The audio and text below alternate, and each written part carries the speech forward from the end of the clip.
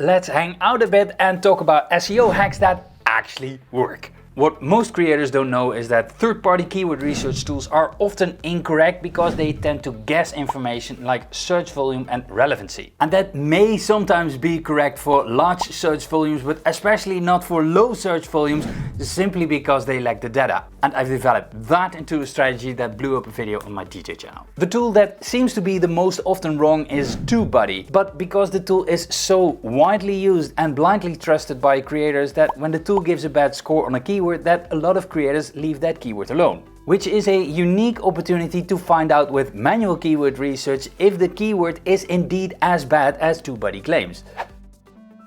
Then some mailing list software comes with an A/B test compare option, which can compare two email subjects with each other. You can use this to compare two video titles with each other and see which one gets the highest open rate. For the first 50% of the emails, the first half of that first 50% is sent out with title A and the second half is sent out with title B. After an hour, it picks a winner based on the best opens. And as soon as you have a winner, you can pick that one as your video title. If you don't have a mailing list as a YouTube channel, then you should start one today.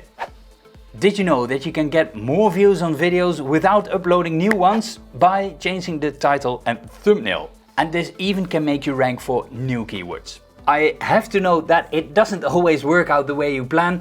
Sometimes it can also hurt your video performance. Therefore, it helps to keep an A/B test spreadsheet so you know what you changed and when you changed it, and if it doesn't work out, then you can change it back. And because click-through rate is a pretty unreliable metric, use a significant increase or drop in views as measurement. But when a video is already dead, this trick almost never works.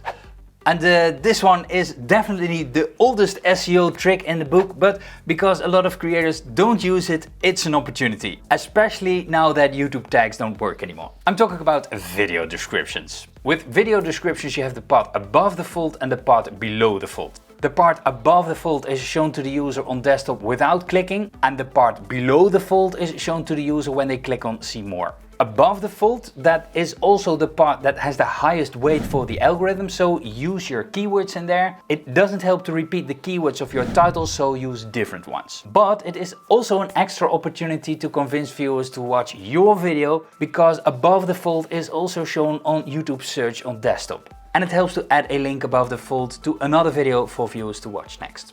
Then below the fold you can make a small summary of the video. It is called a video description after all. I often use parts of the script for that. And if the YouTube algorithm has more information about the contents of the video, it is better able to understand it and therefore rank you. And below the video description, in your video description, you can put your social media handles and link to your products, for example.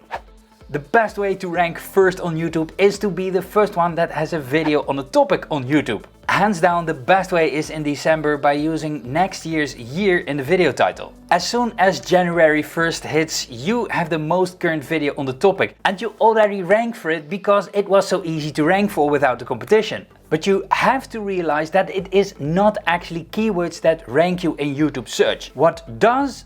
I'll tell you in this video right here. Thanks for tuning in and subscribe if you'd like to see more videos like this.